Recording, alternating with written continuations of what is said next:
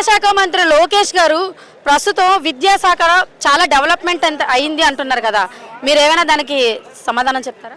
ఈ రోజున విద్యాశాఖ డెవలప్ అయిందంటే అది బావుగారి పుణ్యమేనండి. ఎందుకంటే గతంలో మనము వెన్నుపోటు గురించి ఉన్నాం. ఈ రోజున విద్యార్థులకు పొడిచినటువంటి వెన్నుపోటు కళ్ళారా చూస్తున్నాం. ఎందుకంటే గతంలో వెన్నుపోటు గురించి వెంటనే కానీ ఇప్పుడున్న జనరేషన్కి చూడడం తెలియదు. ఎందుకంటే రైతులకు వెన్నుపోటు, పేద ప్రజలకు వెన్నుపోటు, పింఛను వెన్నుపోటు, ప్రతి ఒక్కటి కూడా వెన్నుపోటే.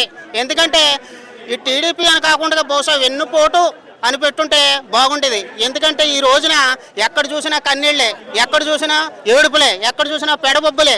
ఏ ఒక్క నాయకుడు సరిగా చేస్తాడు అని ముందుకు వస్తాడన్నా సరే ఇక్కడ ఒక కులము మతము తప్పితే రెండోదంటూ లేదు. ఎందుకంటే ఈ రోజున రైతు వెన్నుముక అంటారు ప్రతి దేశానికి, ప్రతి రాష్ట్రానికి కూడా. అటువంటి రైతులకి ఏం మేలు చేసావు నువ్వు? అటువంటి రైతుల్ని ఏం కాపాడావు?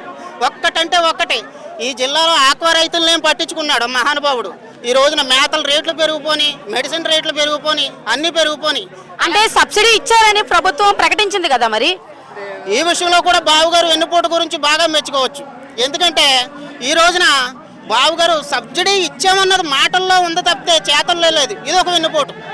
ఎందుకంటే బావుగారిది టీడీపీ ప్రభుత్వం కాదు, వెన్నుపోటు ప్రభుత్వం అని మరొకసారి ఈ సభాపూర్వకంగా తెలియజేసుకోవచ్చు. ఎందుకంటే ఇక్కడికి వచ్చినటువంటి కార్యకర్తలు అందరూ గుండె చప్పుడు కూడా రైతుల మనోభావాలు, విద్యార్థుల మనోభావాలు, పింఛనీలు, పేద ప్రజల మనోభావాలు, ప్రతి ఒక్క పథకము కూడా సూపర్ 6 అన్నారు. కాకపోతే సూపర్ ఎన్నుపోటు అని ఏమన్నా పథకం పేరెట్టుంటే బాగుండేది.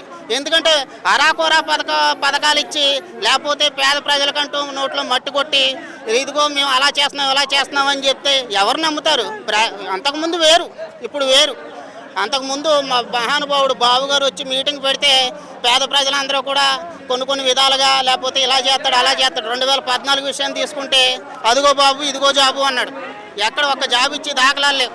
2029లో అయితే మాత్రం జగన్మోహన్ రెడ్డి గారు ఖచ్చితంగా ఈ రూల్ చేయడం ఖాయం. ఎందుకంటే రైతులనే కాదు, ప్రతి ఒక్క పథకంలోనూ ఎన్నుపోటే, ప్రతి ఒక్క మాటలోనూ ఎన్నుపోటే, ప్రతి ఒక్క అడుగులోనూ ఎన్నుపోటే.